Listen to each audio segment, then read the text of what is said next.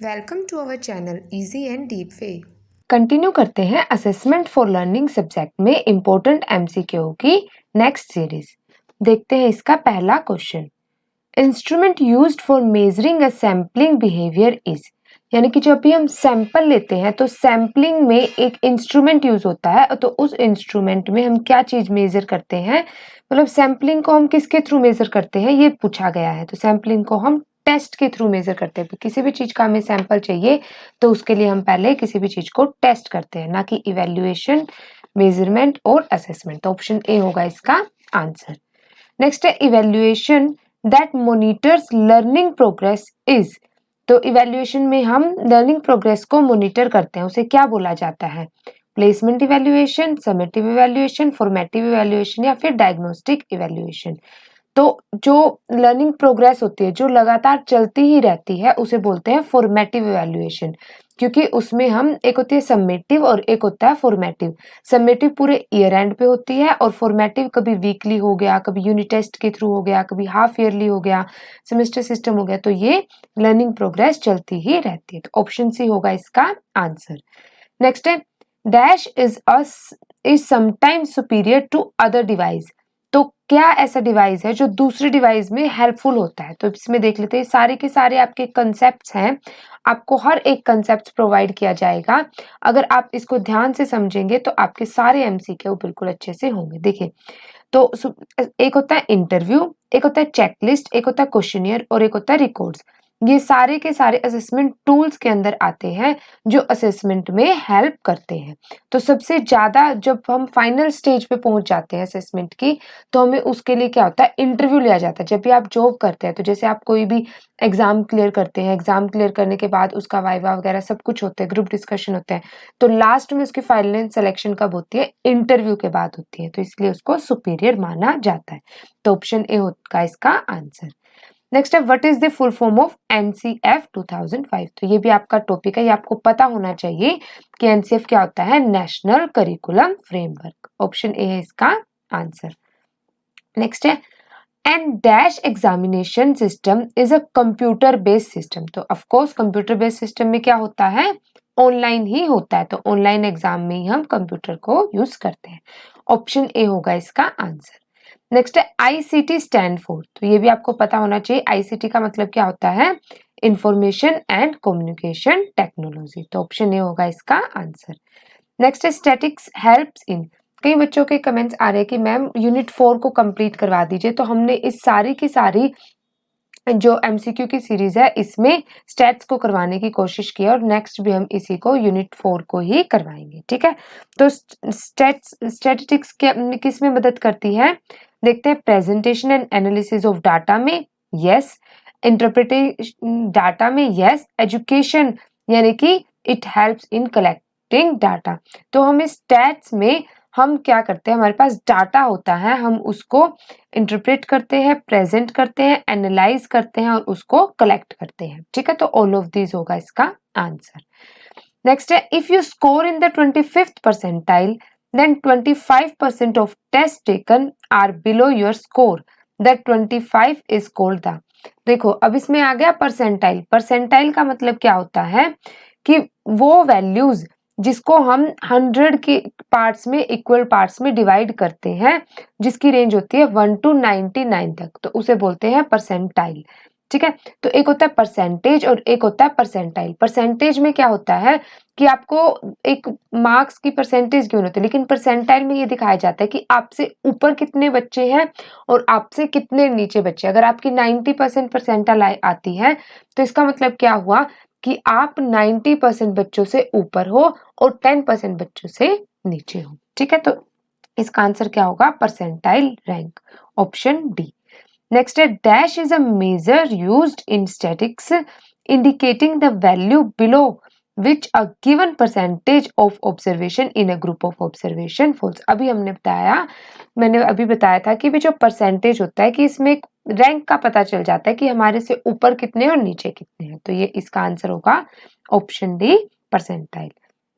10th है इसमें the educational statics include the following statics tool. तो एजुकेशनल स्टैटिक्स में क्या क्या टूल होते हैं? कलेक्शन ऑफ डाटा पढ़ा था, ऑर्गेनाइजेशन ऑफ डाटा ये भी पढ़ा था, प्रेजेंटेशन ऑफ डाटा ये भी, तो सारे होते। तो इसके लिए आपको इन सब की डेफिनेशन पता होनी चाहिए कि स्टैटिक्स क्या होता है, परसेंटाइल क्या होता है, क्वार्टाइल क्या होता है, डिसाइल क्या होता है, कोरिलेशन क्या होता है, रिग्रेशन। तो अगर आपको ये सारी की सारी डेफिनेशन लर्न होगी ना, तो आप कोई भी क्वेश्चन इजीली अटेम्प्ट कर पाएंगे। ठीक है, तो 10th का ऑप्शन डी होगा आंसर। नेक्स्ट है the process of collecting, organising, presenting, analysing and interpreting the data is termed as. तो अभी हमने पढ़ा स्टैटिक्स। तो स्टैटिक्स की ये डेफिनेशन होती है कि हम डाटा को कलेक्ट करते हैं, ऑर्गेनाइज करते हैं, उसको अच्छे से प्रेजेंट करते हैं, फिर एनालाइज करते हैं कि उसमें देखते हैं कि भाई क्या चीजें ठीक है क्या गलत है, फिर उसको इंटरप्रेट करते हैं कि दूसरों को समझाने की, एक्सप्लेन करने की कोशिश करते हैं। ठीक है, नेक्स्ट है which type of graph is this. तो देखिए अब ये ग्राफ गिवन है, आपको बताना है कि कौन सा ग्राफ है। बार ग्राफ है? नो, बार ग्राफ तो बिल्कुल नहीं है, बार ग्राफ में तो हम बार बनाते हैं। लाइन ग्राफ है? नो, लाइन ग्राफ भी नहीं है। फ्रीक्वेंसी डिस्ट्रीब्यूशन ग्राफ है? नो। क्यूमुलेटिव फ्रीक्वेंसी ग्राफ है। तो इसके लिए आपको ग्राफ पता होने चाहिए कि ग्राफ कौन से होते हैं।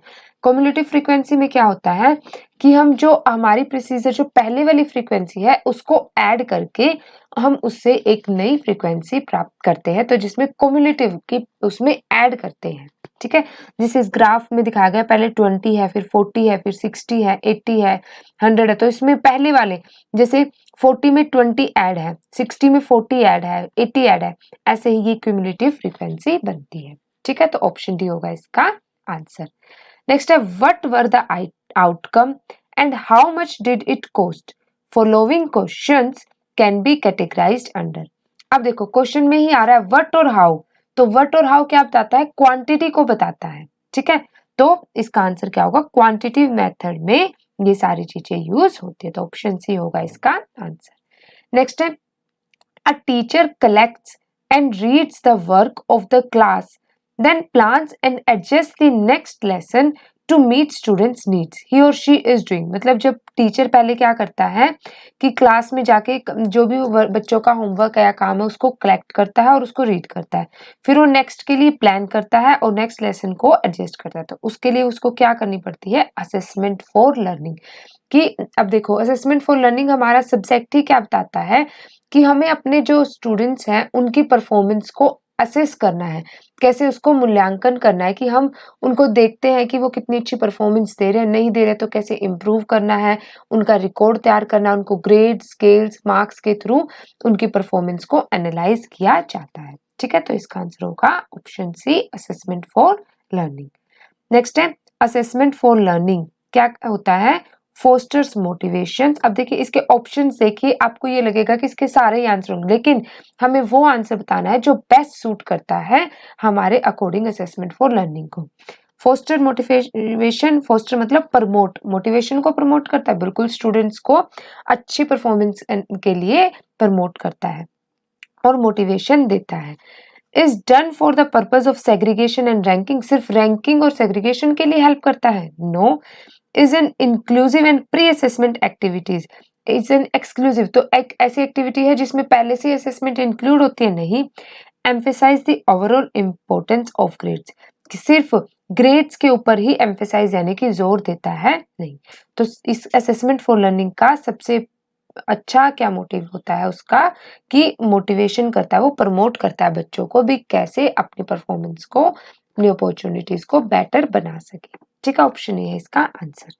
नेक्स्ट है open book exams allow us you. अब देखो ये क्वेश्चन इंपॉर्टेंट है क्योंकि आज ये ओपन बुक्स एग्जाम्स ही आपके होने के चांसेस हो सकते हैं।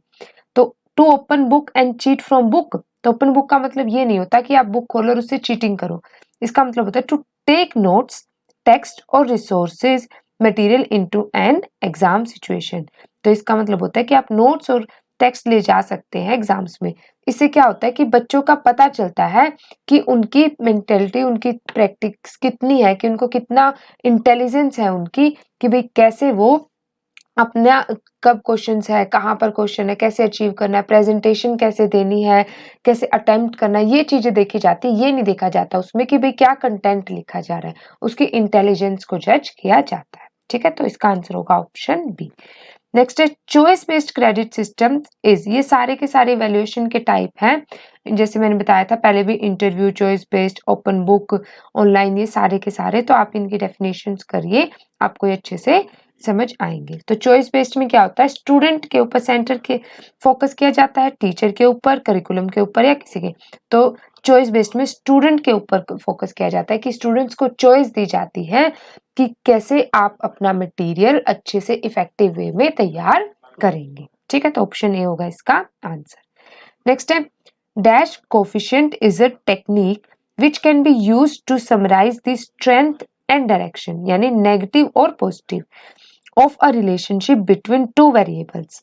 तो ये क्या है, स्पीयरमैन्स रैंक कोरिलेशन में बताया गया है कि जब हम क्या करते हैं, समराइज करते हैं अपनी स्ट्रेंथ को और डायरेक्शन को, यानी कि हमारी पॉजिटिव और नेगेटिव चीजों को, उसके बीच में जो दो वेरिएबल्स के बीच में रिलेशनशिप होता है उसको ही कोफिशिएंट कोरिलेशन बोला जाता है। तो इसका आंसर होगा ऑप्शन ए। नेक्स्ट है what is the process by which educators evaluate the performance of the pupils in exams on the standard particular scales which is based on the points entirely and consist of the grades like A to F, A to Z or range like 1 to 10. Generally letters and numbers are used to describe the grades of the scholars. तो grading system ये साफ साफ बता रहा है कि grades दी जाती है स्टूडेंट्स को उनकी परफॉर्मेंस के बेसिस पे। ठीक है, तो इसका आंसर होगा ऑप्शन ए, ग्रेडिंग सिस्टम। ठीक है, ये ग्रेडिंग सिस्टम की एक डेफिनेशन या मीनिंग कह सकते हो आप, कि जिसमें एग्जाम के टाइम पे बच्चों को एक पर्टिकुलर स्केल मेंशन होता है कि आपको जैसे A plus grade, B plus grade, B, C grade, D grade, कि उनको एक जैसे 10 की मार्किंग होती है कि भाई हाँ 10% वाले मार्क्स के इसमें ग्रेड में जाएंगे, तो वो ग्रेड्स के थ्रू उनकी परफॉर्मेंस को इवेल्युएट और एनालाइज किया जाता है। लास्ट है इसमें written examination is known also known as, written examination को क्या बोलते हैं, multiple choice question test, paper pencil test, oral test या ऑल ऑफ दिस। नहीं, तो रिटन एग्जाम को पेंसिल पेपर टेस्ट बोला जाता है। एमसीक्यू क्या होता है, ये ऑप्शनल बेस होता है, इसमें हम कुछ भी राइट नहीं करते, इसमें सिर्फ हम ऑप्शंस चूज करते हैं, ओरल में तो बिल्कुल ही नहीं होता। तो इसका आंसर होगा ऑप्शन बी। ठीक है, तो आई होप आपको ये सारे के सारे क्वेश्चन समझ आए होंगे। तो अगर आपको ये समझ आए हैं तो इसे अपने फ्रेंड्स के साथ भी शेयर कर दीजिए ताकि सबका भला हो, और नेक्स्ट वीडियो की नोटिफिकेशन के लिए हमारे चैनल को सब्सक्राइब भी जरूर कीजिए, और आप ऐसे ही हमें फीडबैक और कमेंट्स करते रहिए ताकि हम आगे इम्प्रूव कर सकें। Thank you.